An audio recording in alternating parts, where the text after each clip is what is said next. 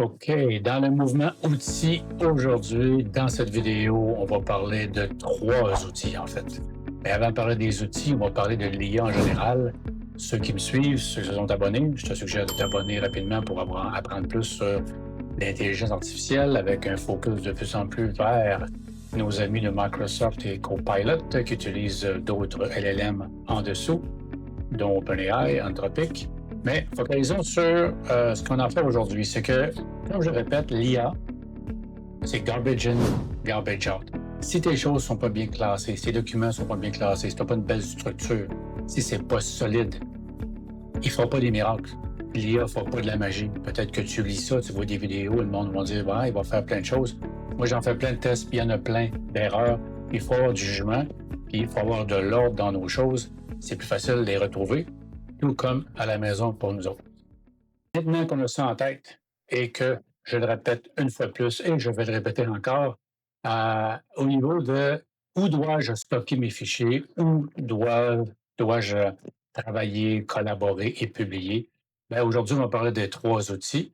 Le premier, c'est OneDrive. Pour ceux qui utilisent Microsoft 365, OneDrive vient avec ton compte Microsoft 365. Tu en as un aussi sur ton Windows. Donc, on va focaliser sur celui que tu as avec ton entreprise, ton travail. Donc, le OneDrive, c'est une option. Puis souvent, les gens, ils nous invitent à collaborer sur Teams, à aller sur Teams. Donc, on a des fichiers sur Teams, on a des fichiers sur OneDrive. Et après ça, ils disent hey, peux-tu le mettre sur mon SharePoint? Ou tu penses à le mettre sur SharePoint, puis tu t'en vas là, puis à un moment donné, tu dis OK, là, j'ai des copies de fichiers, j'ai des doublons, je ne sais plus où aller, je ne sais plus me retrouver. Je vais utiliser l'intelligence artificielle pour retrouver ça. Ça ne marchera pas comme ça. L'intelligence artificielle ne pourra pas retrouver, aller fouiller partout. Et il ne faut pas oublier qu'il y a des accès nécessaires aussi pour le faire. Il faut que l'agent IA ait accès aux mêmes choses que toi pour voir ces choses-là. Donc, dans la façon de nommer tes dossiers, dans la façon de nommer tes fichiers, c'est super important. Mais aussi, comment tu travailles dans ces grands outils-là pour que ça fonctionne bien. Donc, très rapidement, au niveau OneDrive, c'est personnel. Oui, tu peux partager, mais je te recommande de travailler là quand tu veux travailler sur un brouillon de documents, tu veux travailler sur tes notes, tu veux travailler dans OneNote, mettre les choses, parce que OneNote est dans ton OneDrive. Tout ce qui reste sous ton nom, c'est personnel. Ça devrait rester personnel. Il manque un N. Et après ça, les gens vont dire collaborer. Quand tu es prêt avec ton brouillon, bien là, tu peux partir un chat à 2 ou un chat privé ou un chat à 3 ou tu as déjà une équipe. Donc, tu peux téléverser ton document et collaborer, inviter des gens et partager avec. Donc, ça devient ton outil de collaboration numéro un parce que tu peux faire d'autres choses dans Teams. Ce qu'il faut savoir aussi de Teams en dessous, c'est que chaque fois que tu crées une équipe, tu crées un site SharePoint, notamment ici, tu crées une bibliothèque de documents où tes documents seront hébergés et il y a un groupe MS 365 qui est créé en même temps. Donc ça crée beaucoup de choses. Si tu fais un chat privé, tu partages un document, c'est beaucoup moins lourd en arrière-plan.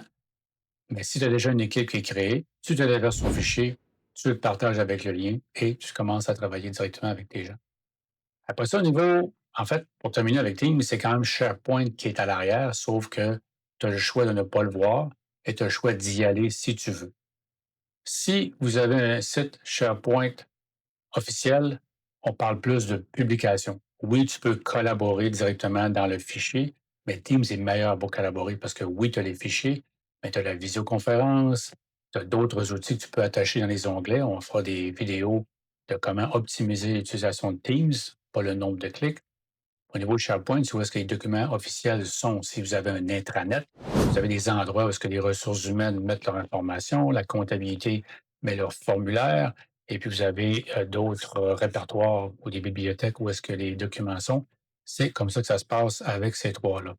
Donc, c'est aussi simple que ça au niveau de classer les choses au prime abord. Donc, si ce n'est pas fait, je te suggère de bien les classer, t'assurer que c'est bien structuré. Après ça, là, tu peux embarquer Copilot. Là, tu peux embarquer la recherche dans SharePoint, qui, lui, va aller fouiller partout, parce que SharePoint va avoir accès à tout l'environnement, parce que MS Teams est sur SharePoint, comme je disais. Ton OneDrive, ton Copilot avec tes accès aura aussi accès à ton OneDrive. Mais de cette façon-là, ça va être un accès direct que tu vas avoir. Mais si tu veux travailler au niveau corporatif, Ben ici, si on met comme ça, c'est, 2 outils-là, ces 2, disons, places pour ou endroits pour mettre les documents sont bien faites pour collaborer et faire la publication. Donc, on revient à la base, si tu es bien structuré, si tu déplaces bien tes choses, Copilot va pouvoir t'aider. Copilot ne fera pas de miracle avec toi. Donc, si on répète la séquence, tu pars de OneDrive, tu fais tes brouillons, tu fais tes notes, tu prépares tes choses, tu consolides ton information, tu le partages avec les collègues, tu travailles, tu collabores, tu fais tes rencontres, tu fais tes résumés de rencontres, tu améliores ton élément que tu as développé ici. Et un coup que tu l'as, tu le mets en format souvent PDF et tu le publies pour le reste de l'organisation. Donc, en espérant que ça t'a aidé.